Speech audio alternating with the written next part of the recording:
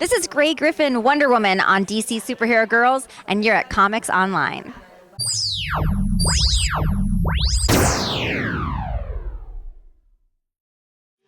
I'm here with Shea at WonderCon. We're discussing the next DC Superhero Girls direct-to-DVD movie, The Intergalactic Games. Nice to meet you. Thanks for having me. So tell us about the adventures that the girls are going to have in this next DVD movie. So in Intergalactic Games, our female superheroes at Superhero High are competing against Corrigar Academy, which is their rival school across the galaxy. So Sinestro is the principal of Corrigar. Of course he is. And some of our favorite superheroes go to school there, like Starfire's sister Blackfire. So it's a really fun competition between these two rival schools, and we're going to have one of our famous supervillains come in during the competition and try to mess things up for Superhero High. Well, we saw in the trailer that the Furies make an appearance. They do indeed. For the girls? Apocalypse Magnet Academy obviously comes to play in the games as well. So the female Furies are there with Granny Goodness as their principal, and they're trying to steal the responsometer from Doc Magnus. The responsometer. What does the responsometer do? So the responsometer makes the metal men, Doc Magnus's robots, more human-like. Awesome. So what in this project surprised you during the creation process? It was really fun to get to expand our superhero characters to some of our more intergalactic characters, like the students at Corrigar Academy. We have Maxima, you see Blackfire, you see Lobo, who is so funny. I love writing Lobo. He actually appears in one of our previous graphic novels, and he's just such a fun character to mix in with these more feminine, girly characters. He's just the exact opposite of the pendulum. So, which character, aside from Lobo, of the regular cast, who was your favorite in this adventure? I would say Starfire was my favorite in this one. We really get to meet Starfire in a way that we haven't seen her before. She's very emotionally attached to her sister, but her sister is turned away from her, and it's really about them coming back together as siblings. So one thing I noticed during the trailer and also in the poster, you've got Harley Quinn and Beast Boy as the announcers. Is that yes, true? So they're giving a play-by-play commentary of all of the Intergalactic Games happening, and we really get to have fun with this dynamic between Harley and Beast Boy, who are two of our funniest characters.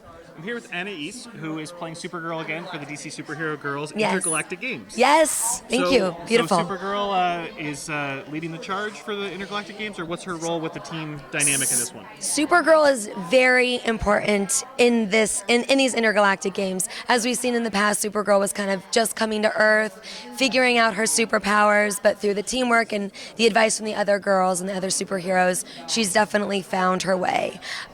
She's very I'll say her X-ray vision, very important in this. I'll say there's some kryptonites who get in her way, but she's definitely able to pull through in the end. She's very important, as are all of the superheroes. But I don't want to give away too much, but I will say there's a few parts where you're like, well, they wouldn't have been able to do it without Supergirl. So how is she dealing with the more DC universe, like the actual intergalactic characters coming into the play? Like, is she doing okay with them, or is it hitting her a little hard? Or Yeah, I think she is doing okay with them. I mean, I think with the female Furies, there's some characters who sort of, I think, relate to her heart. I think Supergirl's heart is really what she's all about. She leads with her heart. She leads with her kind of emotion in this, and I think there's definitely some characters from the female Furies who see that and who admire that and want to do good as well, we'll say. I'm here with Stephanie, who's once again voicing Katana for DC Superhero Girls. This time it's the Intergalactic Games. Yes, it's the Olympics of galacticness. I don't know. Is Katana excited about this, or is she sort of just letting the other girls take the lead? What's her thoughts on the Intergalactic Games? She is competitive. Yep. And she's good at what she does, so she's very excited to kick butt and to win. Is there any particular game that she's super excited about? I think she's very good with weapons, hence Katana. But. Hence, how is she doing with the Corrigar team and Apocalypse team coming into play? I think she's a team player, and like most recently, she broke. They broke into the prison and fought against like the Furies. So she's just up for kicking butt and for being a team player. A little bit of a rematch going on with that?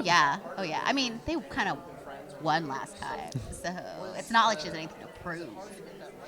So with this story in particular, anything that stood out to you as far as a little bit different for your character, or anything you really enjoy getting to play with in this dynamic? Not so much for like my character in this film, but there's a lot of cool things that happen like in some of the other characters. I like the character Platinum, which is like a robot kind of character, and she's like analyzing everything in a very robotic computer analytical way. And then when she comes to like heroism, she's like, makes no sense, it's stupid to be a hero type of thing.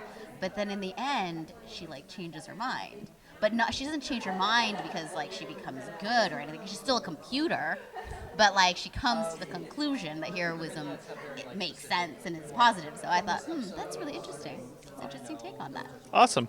Any specific locations that Katana gets to adventure to that were a little out of the norm for her? I think most of her scenes are in the stadium, Okay. the games and stuff. And stuff goes. It's not a big. I don't want to spoil like too much, and it's not a big spoiler. But like, it's not just the games happens. Of course, there are other people with other agendas, and like during the games, like stuff happens, and then it becomes like competition fighting becomes like real fighting. Awesome. Spoiler. So what do the girls have to face in this new installment? Well, Intergalactic Games, it's a Superhero High, is hosting this competition, this athletic competition. So they have to face off Choreograph Academy in a series of games. At the same time, Lena Luthor, who is the villain of the show, the story, she's going to use the games as a platform to carry out her evil plan. So it's going to be very fun. We understand that the Metal Men and, of course, Platinum as well play a big role in the story. Can you talk about their involvement as well? Yes. Well, at the beginning, these bots appear at the beginning of the movie, and then we're not sure where they come from. We're not sure what they're about. But then we're going to see a Platinum sort of evolve throughout the movie, and we're going to see her story arc. We're going to see her change throughout. So I think she's going to be a very interesting character to follow through the whole DC Superhero Girls universe. I'm here with Gray, who is once again voicing Wonder Woman for Once DC again. Superhero Girls Intergalactic Games. After saying it so many times, I've got it right. I tried to say it like 4 times in that interview, and then I felt really bad about myself. And then the interviewer tried to say it, and I said, "See how It's a mouthful." So how is Wonder Woman doing with the team dynamic for the Intergalactic Games? She's doing pretty well. Wonder Woman's always on top of her game. Her challenges lie more with her family and her mom, and trying to kind of assert herself with her family and not people please too much. So I think she's doing a pretty good job in this movie. So Wonder Woman in general seems to do pretty well with competition. Yes. In a larger scale, of course, her origin has a competitive aspect to it. Yes. How is she feeling about the Kurigar team and the Apocalypse team? Well, Wonder Woman is always ready to put aside any differences to bridge a friendship gap with people, even though they're kind of going against their enemies, so to speak, the bad girls and the good girls. But Wonder Woman, I don't think in Wonder Woman's mind anybody's ever truly bad. She's ready to be friends with anybody at any given time. So, was there any character in particular outside of the normal cast that you really enjoyed having her interact with? Maybe from the other teams or anyone who was joining for this episode? Or movie? I really enjoyed. I played Platinum as well, the robot woman, and I just loved Platinum being able to make friends and find out how wonderful it is to have a group of friends that are just always have your back, and how heartwarming that is, and it kind of wakes up her robotic self. She kind of finds her heart, which I loved. Yeah. Anything else about this particular story that stood out to you? I love that Wonder Woman finally gets the courage to kind of stand up to her mom, and it doesn't.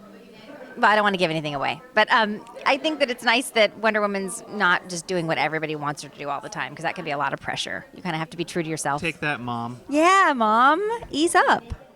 And the Zeldas turn to dust. Podcasting from the future like your time was dead and gone. And we rock the best site like ComicsOnline.com. Level 12 cybernetics, vibranium power acts. You communicate with snail mail while we wireless adapt. We are more than ECI as we descend to